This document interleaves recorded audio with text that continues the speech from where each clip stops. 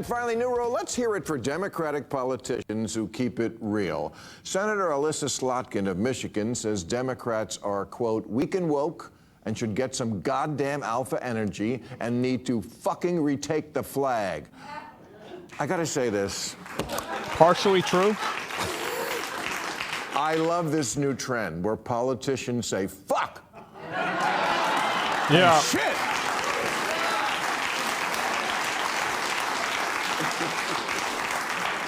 This used to never happen. Even when it did by mistake on a hot mic, it was a big scandal. But now, it's become a way for politicians to signal the public that they are not just regular mad about something, but really fucking serious. Oh, for sure. Total bullshit. An epic fuck-up. They call it a shit show. We need to unfuck our country. I say to that bullshit. Grow a fucking spine. I can't stand the bullshit. Somebody slap me and wake me the fuck up.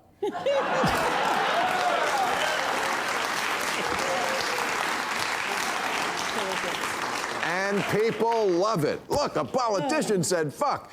It's like in a movie when they make an old white lady rap. Hip hop. I hip it to the hip hop. But here's the... It does seem very inauthentic when a lot of politicians say it, because a lot of them, like when Donald Trump uses profanity, it feels normal because you know he's kind of a scumbag, right? But when some of these other people do it, you know that they're just saying it to try to be relatable. But here's the thing. Senator Slotkin is a serious person. She's a former CIA agent. You know how every streaming action movie now is about a soccer mom who used to be in the CIA? Okay, that's really her. So we should listen to her because she's right. Lady Deadpool is right. Democrats should reclaim the flag and then get it clean because someone's been humping it. I remember that. Yeah.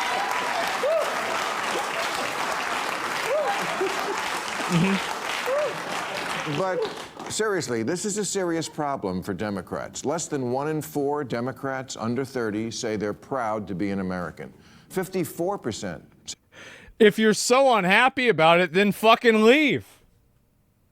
That's what I would say. What is this? Yeah, it's crazy. I don't even know how this is even a conversation. Jesus. They're embarrassed by it. Embarrassed. Like America's your mom picking you up at school. You're embarrassed to be an American? Well, guess what? The feeling's mutual. Because you have no perspective. Is America perfect?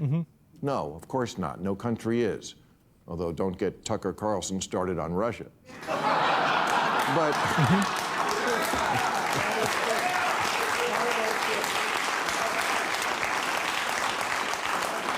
but the U.S. I can't imagine a political strategy working by saying that you hate the country that you want people to vote for you in. I just think that this is a tactical error. Strategic tactical error. Is leagues ahead of the rest of the world on most of the progressive issues that are important to young people. America has 14 million women-owned businesses. 17% of black women are starting businesses, which is faster than white women or white men. Gay Americans are free to marry, and 49% of them own property. Yes, in America. It's crazy for people like, and this is what happens, like this is your brain on TikTok. If you start actually thinking that America hates these different types of minority groups, like we're one of the most progressive countries in the world, and it's not even remotely close. America, gays buy buildings. In other places, they get thrown off them. Yep.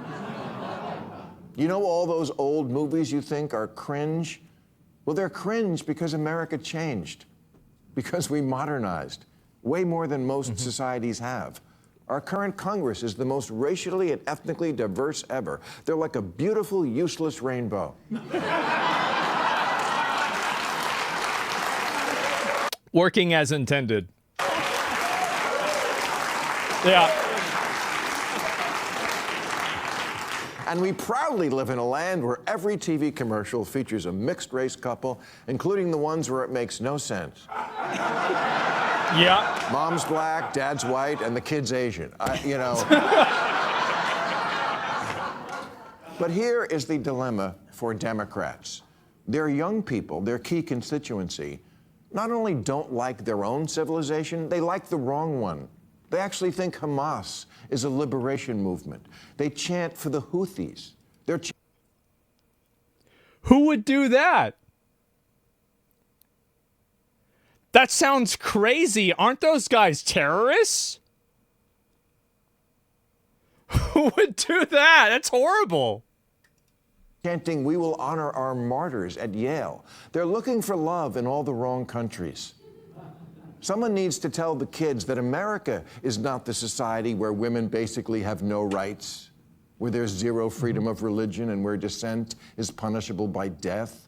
Our democracy may be on. Yeah, they kill their own people, by the way. If you protest against Hamas, they kill you. Not so good, is it?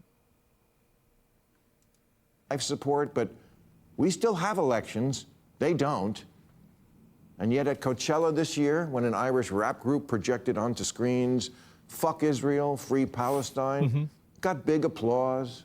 Globalize the Intifada is the Well, it's more than that. So, fuck Israel, Free Palestine. I can agree with this in general. What was this group? I think it was like Kneecap or something like that. I'm trying to remember the term. I just want to make sure that you guys understand, because there's a bit of context to this that's missing. Kneecap, yeah? Okay.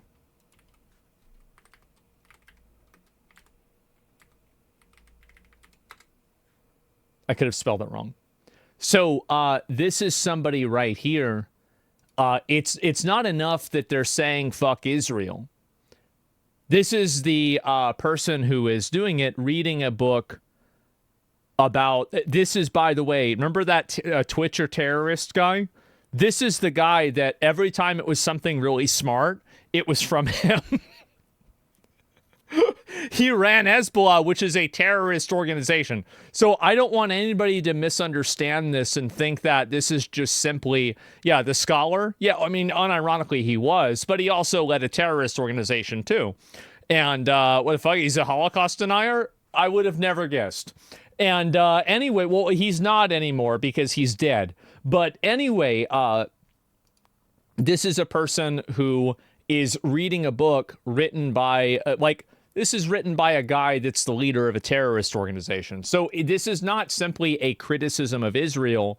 This is an active endorsement of a terrorist organization live at Coachella. Very big difference here. So I don't want people to get the wrong idea. Globalize the Intifada is the catchphrase that's really catching on these days, as if worldwide suicide bombing and cosplaying Islamic revolutionaries is the answer to our problems. At an AOC Bernie Sanders rally in Idaho last month, someone threw a Palestinian flag over an American flag, and the crowd erupted. Wow, look who's doing it.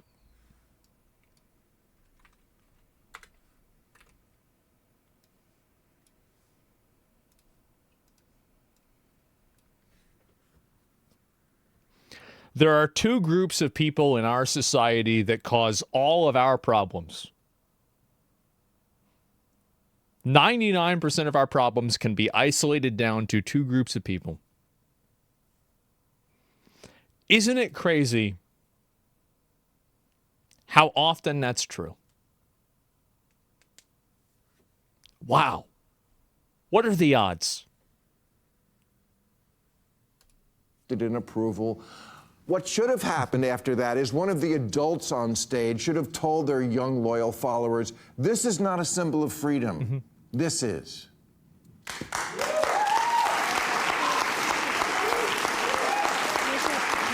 Yeah, it's really not a very good argument. You're not going to get a lot of U.S. voters by flying the flag of another country. It just doesn't work.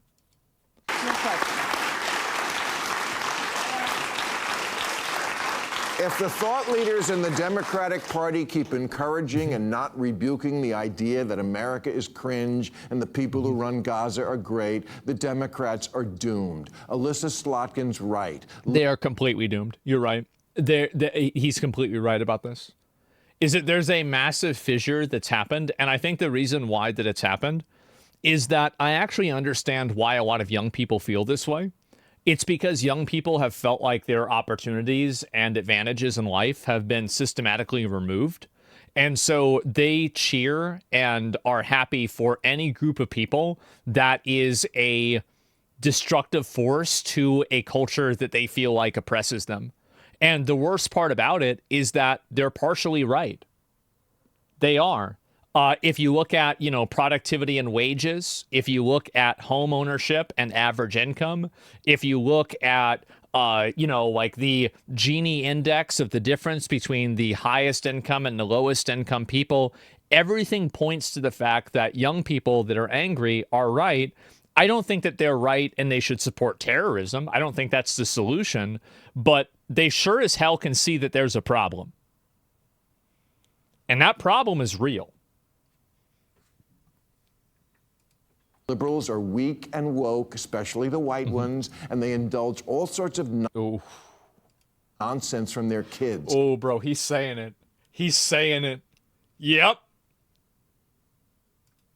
A pattern that then continues on in the Democratic Party. Last election, it was all the gender stuff, the insistence that men can have babies and such. And now I fear that we like the terrorists is the new that.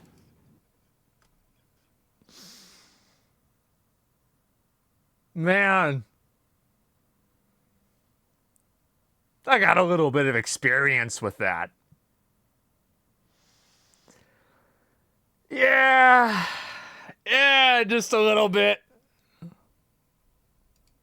Liberals need to push back on the dumb ideas that come from their children. The Democrats' problem is the energy of the parties with the young and the young are with the terrorists. That's not good. So talk to your children and remind them, you don't really want to live like your heroes in Hamas. All the shit you do all day, it was all made in America. Your smartphone, your Grubhub, your freedom to bid. I think if they want to go join Hamas, Trump was talking about that program where we can just give them flights out there. Why don't we just fly them over there? Yeah. I'll pay. Who would pay for that? I'd pay for that instantly. Finally, a good use of my tax money. Call it summer camp? I don't know about that. About America. Because that would imply they might come back. All American stuff. You tell your phone you want a milkshake, and a guy brings it to your house. True. Please, you couldn't It's only survive $17. a week living in Intifadaville. Yeah.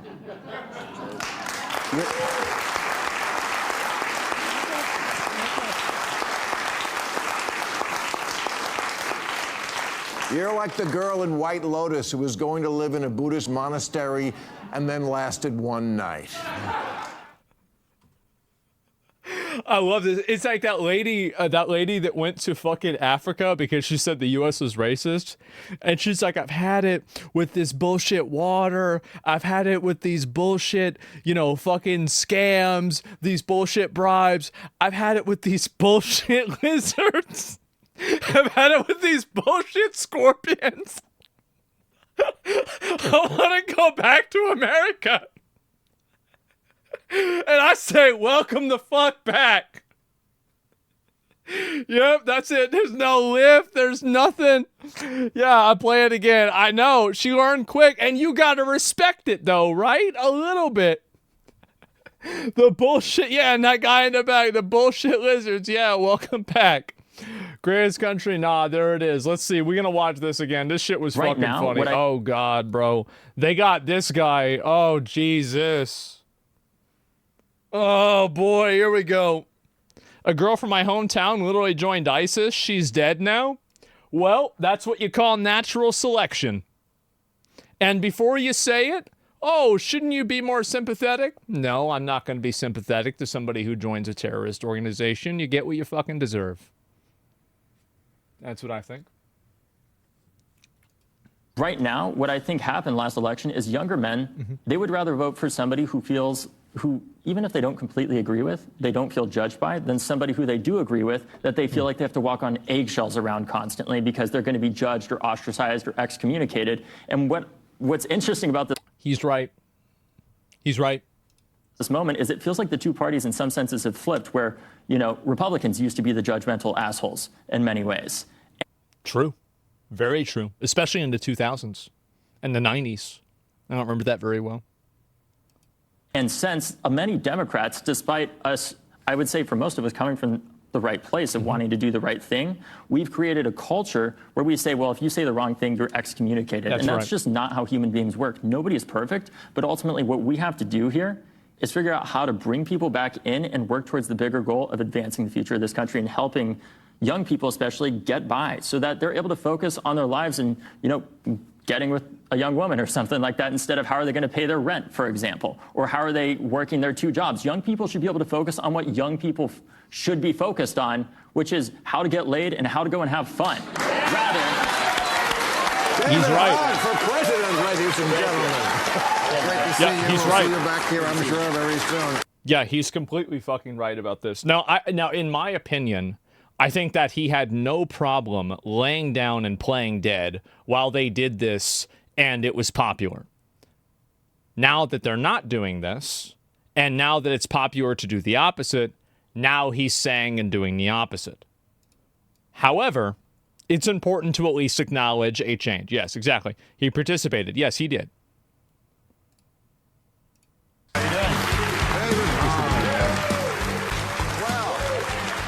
it's like deja vu.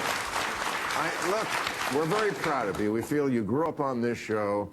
How many times have you been on this show? This is my third time. Oh, I thought it was like 8. Okay, well, No, I'm not that old yet. you've done very well. No, you're only 25, and you're the vice chair of the Democratic National Committee. Very It's impressive. impressive. Yeah, it is. What does that job entail? So that job really helps to play a role in managing a lot of... He's 100% anti-Second Amendment. There's a lot of people, like, I don't really like David Hogg in a lot of cases. Same with, like, AOC.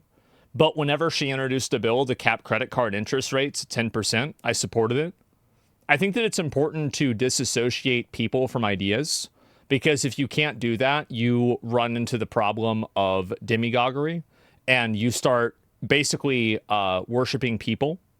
And I think that's a bad idea. I think that, again, like there are people that you disagree with that have ideas that you do agree with. the DNC focuses on, which is things like the presidential primary. It's helping to be the campaign and waiting for the president. It's helping to manage the debate schedule and helping to support our state parties and local parties around the country. It's a volunteer role, I should add, as well. So it's entirely volunteer capacity. So nothing. Yeah. Well, I was hoping for... But why... Oh, God. Yeah, I thought that shit was funny. Let me see if there's any more parts of this in general. But, yeah, let's see. Yeah, this is what I already saw before. But I did think that was kind of funny to show it up there.